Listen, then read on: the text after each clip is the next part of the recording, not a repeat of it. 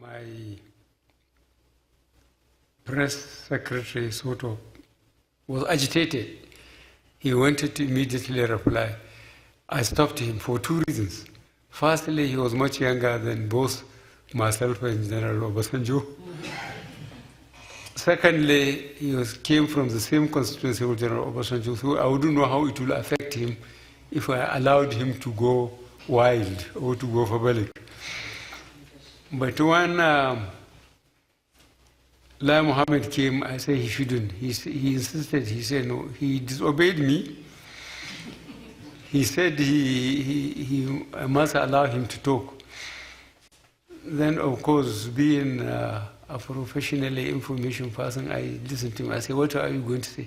He said he was going to remind Nigerians where we found ourselves when we came in as a government, where we are now, and what we have done in between with the resources available to us.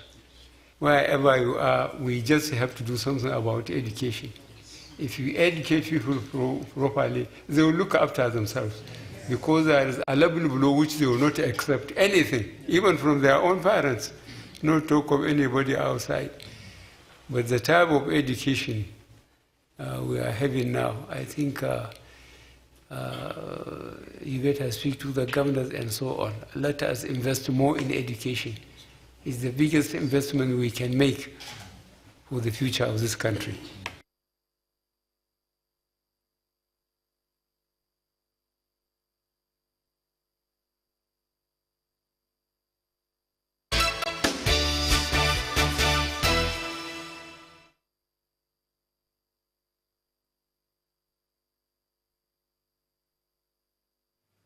Welcome back. We still have the gentleman here with us in the studios. Mr. Shitugo, let me ask you, why did former President Obasanjo say that they want to frame him?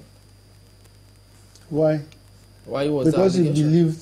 He believed that was afoot. Don't forget that he had been a victim of that before. So more than any other person, he should be sensitive to those kind of developments when and if they are going to arise. Maybe I should put the question back to you. Why shouldn't he? Well, the response is that they said, look, if he's got no skeleton in his cupboard, he has nothing to worry about. Well, he had no skeleton in his cupboard in 1995 when he was framed for a coup. Yeah, under which it probably maybe with demo, but probably in a similar circumstance, where he voiced out a vehement criticism of the government in power. And I don't know, the President Buhari has a very, a lot of admiration for General Abacha. So you can extrapolate from that maybe that spirit is still afoot. But as I said, if we're a victim of that before, more than any of us, it should raise. It wasn't that something that he read about or read about somebody who was so framed. It was him, a direct experience of it. So if that was afoot, then, and don't forget that this is coming against the background in the past 2 weeks or so, or less, where the Senate president, expressed his same anxiety that this is what they are planning for him, and it came to pass, just as he said. So it's not as if, so you have those concrete, instances, to draw from, examples to draw from. So, those concerns, when the party responded about not having skeleton and having nothing to worry about, but if he gives this analogy and the pattern and the history, isn't that something to worry about? Let me just say clearly that Aki and I are both Yoruba men, and Yoruba say that. I'm Igbo. Yoruba say that. Let me try to translate. well, maybe transliterate or something, that a killer, a murderer, does not enjoy people moving sword or any weapon of offense or any offensive weapon around him. How does that? Do you get that in that fine? You know, somebody who knows how to use the sword to kill, who had a sword man, who had used sword to kill, to decapitate people, remove their head, and all those things, does not like people moving sword near him.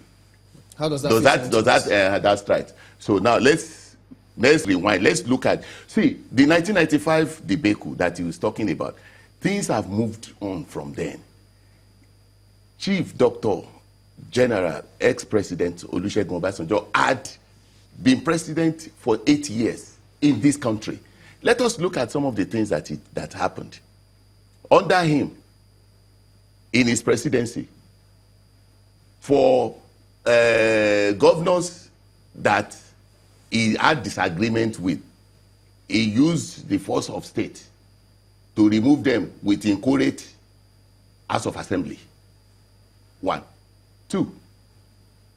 Under him, many unresolved murders, assassinations took place that you will say are the imprimatur of the state. Yeah. This is the time for us to spill the beans. Look, somebody said we'll speak, we'll die. If we don't speak, we'll die. So you're saying he has questions to answer? Of course! It has never been precedented that under him is serving Attorney General. You know, Attorney General was murdered in cold blood in his house in Ibadan. And that murder had remained unresolved till today. Not linked with that murder was the death of the wife of Chief Bola Ige.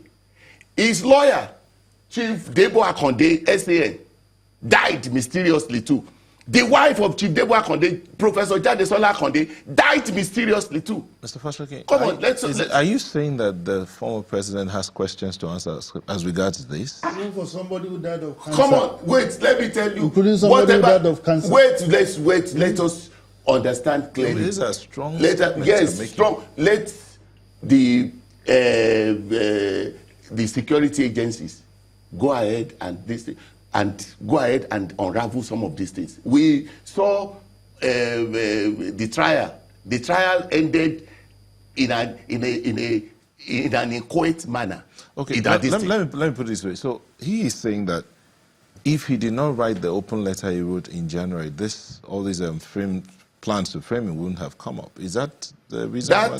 That is, you see, what if anybody says that, my people also say in Yoruba land, they say the antidote for don't know is don't do.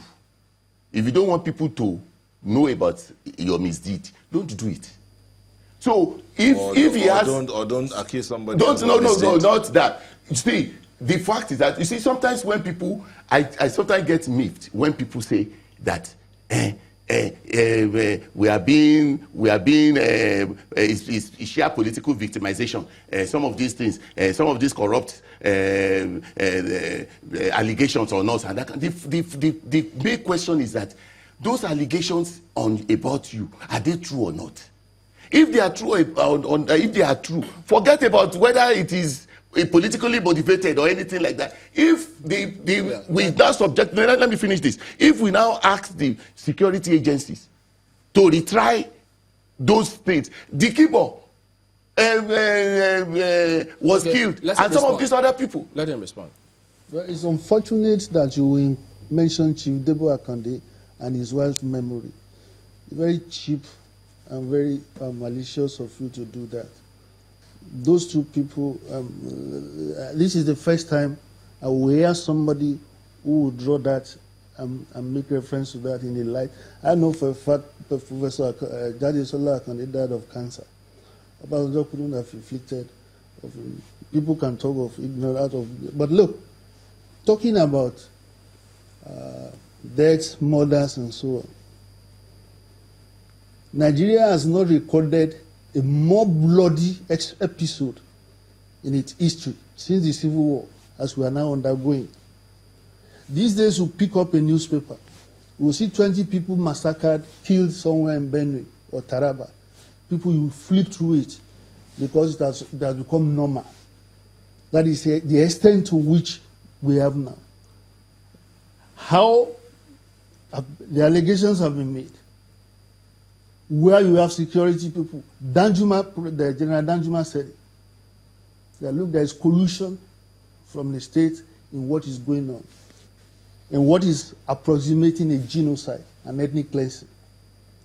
And so if you want to talk about a leader who is presiding over a blood regime or anything, no, that is more important than the other.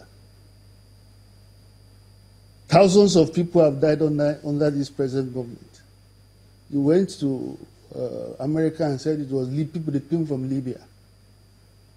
The same president who said, look, accommodate your kingsmen in response to the Benue situation. The security agencies have almost returned to its personal, yet they are unable to do anything about it. It's almost possible today to conduct this security establishment a meeting in one language. You have all the security apparatus within you. You have voted humongous amount of money for security. You are campaigning, you use security and corruption as your linchpin. Yet, under this regime, you see what the kind of carnage and blood loss that have been perpetrated. Now, that is the government in power. These are not insinuations. This is what is going on. Well, let me just do a rebuttal on that. A quick one. Yes, a quick one. Yes. Akin will, if the people of OD in Bayelsa State,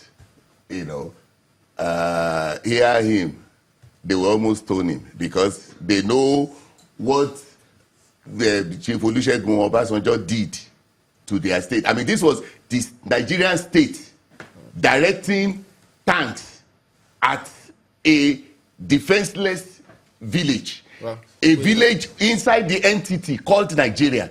And the same thing with Zaki Biam. So if you are, these ones are the, anybody that is in Nigeria now, no, listen to me. Listen, let me finish this. Let me finish this. No, let me finish this. See, come, let me finish this. You can't allow me. We're out of time completely. Gentlemen, we appreciate your comment this morning. Aki Osuntokun is a former presidential advisor on politics, former DG NAN, and director of communications of Coalition of Nigeria, still a member of PDP. And Mr. Engineer Rotimi Fashakin is a member of the APC and a director in the Master. Gentlemen, thank you for coming on this morning. We're back in a moment. Don't go away.